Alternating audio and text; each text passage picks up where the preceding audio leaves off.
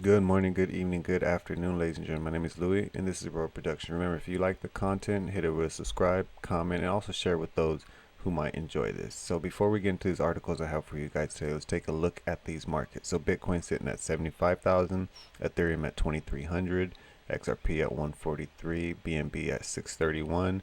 Total USDC market cap is at close to 80 billion, 78. If you guys want to see the rest of it, you can pause it real quick, look at it.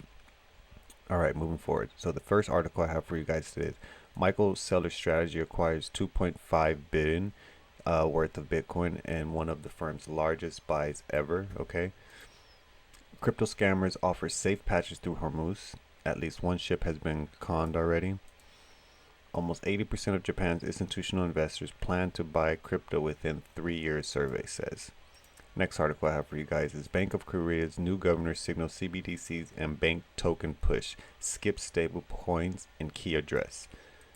Next, Singapore's OCBC launches tokenized gold fund on Ethereum and Solana. This is exciting news, y'all.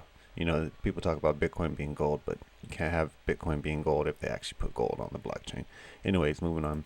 And last thing I have for you guys today is New York candidate proposes AI dividend plan as job loss debate grows. Okay, stay tuned. All that coming up next.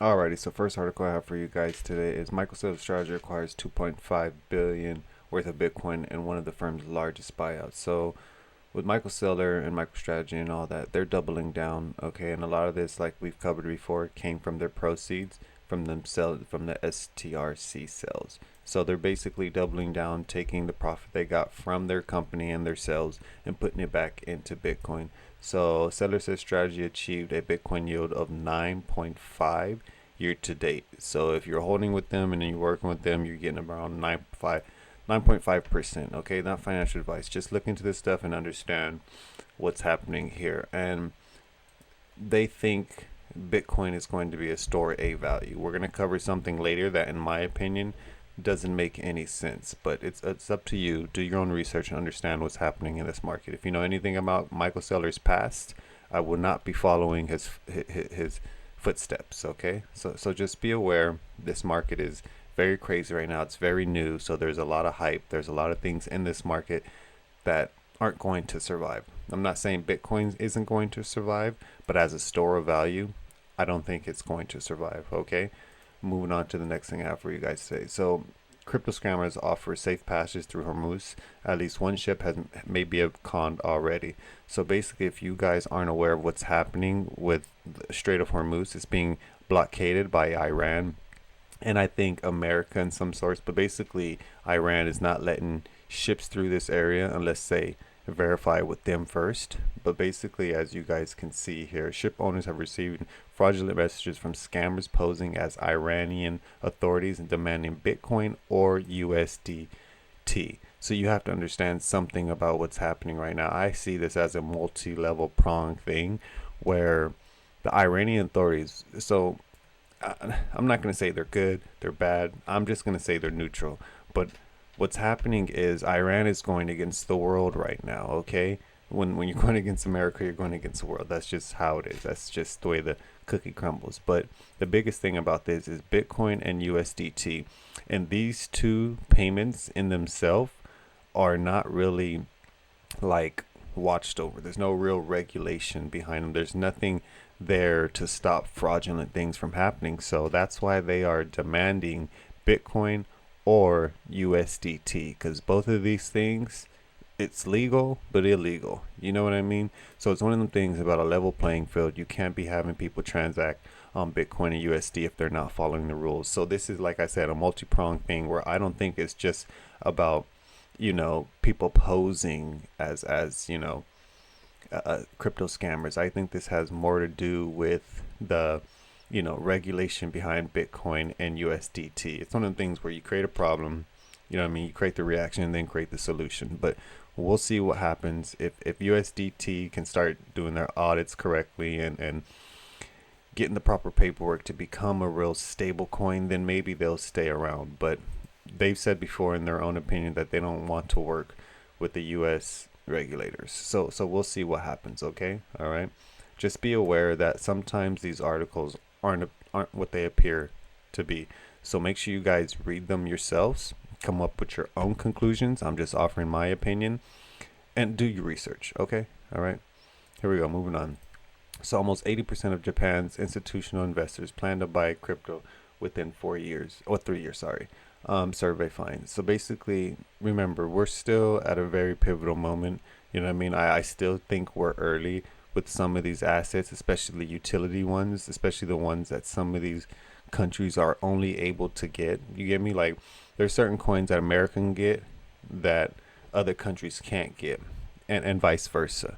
But there is that middle market where they're on both sides. Like XRP is like worldwide. You can buy it in Korea. You can buy it in Japan. I think I'm not 100% sure. I haven't been there and bought it, but I'm sure you can. Okay, but there's certain coins that you cannot buy in certain countries, and the next article is going to be something similar to what that is when we talk about CBDCs, when we talk about stable coins and things of that nature. Okay. But basically, with what's going on with Japan, they're letting people know that 80% of Japan's institutional investors, institutional, remember, there's so much money in the institutions. As a retail investor now, you're able to get into crypto. You're able to get in before these institutional investors get in, okay? So they're saying within 3 years. So you still have time. Don't think you're forced into finding an asset that's going to make you rich. That's not how it works. It's a long game, okay? Invest, put it away, and forget about it. Not financial advice. Make sure you speak to a professional, okay? All right. Bank of Korea's new governor signals CBDC and the bank token push and skips stablecoin and key address. So basically, the BOK will increase scrutiny of crypto markets and non-bank finance, and will also modernize currency markets for 24-hour foreign exchange trading, he said. So basically, they're moving into the same thing similar to what we have here, or what we're building here in America, where it's a 24-hour exchange. This even goes further in saying a foreign exchange, as you guys can see here, trading. So that means stocks will be able to be traded on a 24-hour basis rather than just the market opening and closing during the week and certain hours, okay? And this is worldwide. So remember, America's banks open at America's stock market opens at a certain time, then it closes, and then you'll have China's market open at a certain time, and then it'll close, and then Japan. You know what I mean? It's been like that for years, but now we're moving into this industry where all of these markets can have a 24-hour exchange. So people can be awake at 5 o'clock in the morning trading somewhere else, or 3 o'clock in the morning trading somewhere else. You know what I mean? We're moving into a different realm of finance. Okay, different. None of us understand what's going to happen, including myself, including with the information I know and the articles I cover. I still can't grasp the true reality of what's going to happen in the future with these markets and the unlocked capital. You get me? Because that's what's happening here. Is so much liquidity is being unlocked. There's no more walled gardens when it comes to this new market. There will be when it comes to private ledgers and stuff like that, but it's not going to work if you want to just wall yourself off from the rest of the world. It just won't, okay?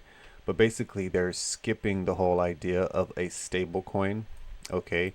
And their country is going to the lines of CBDCs, okay? And if you guys don't know what the CBDC is, it's a central bank digital currency. So it's kind of ran by, so basically the economy is ran by the banks, the central banks, rather than the country itself. Do you understand what I'm saying? So that's why America has this big push for no CBDCs. A stable coin is fine, but a central bank digital currency is not okay for America and the freedoms that we have. A stable coin is, because it's the issuer. It's not a central bank telling you what you can and can't do. So there is a difference, but as you can see here, Korea is going in the other way, and it makes sense because the way their system is, they're more strict about laws, they're more strict about things. So a central bank digital currency for their country will work. It won't work for America. We might have one or two maybe, but we will see. And that's what all these senators and stuff are talking about, the central bank digital currency, the yields and rewards, Clarity Act, yada, yada, yada. It's all about money at the end of the day and who's going to get it. Okay. Next article. So, this whole idea and theory of Bitcoin being a reserve currency, and in theory, it makes sense. Okay. When it first came out and how Bitcoin was built, a lot of people loved it because it was, the way it was built. Speculation. People were saying things about Bitcoin without even knowing how Bitcoin really worked. Like when people said, "Oh yeah, it can't be traced or tracked," that was a lie. And this was years ago. There's other things that went with Bitcoin, like the whole idea of store of value, or it started off as a payment rail. None of that worked for it. My point being is Singapore's OCBC launches tokenized gold fund on Ethereum and Solana. And we know what Solana is built on. We know what Solana is and we know what Ethereum is. None of it has nothing to do with Bitcoin. Okay? So my point with this is you can't have a store of value of a digital asset when you have the hard precious metal that is store of value on the blockchain.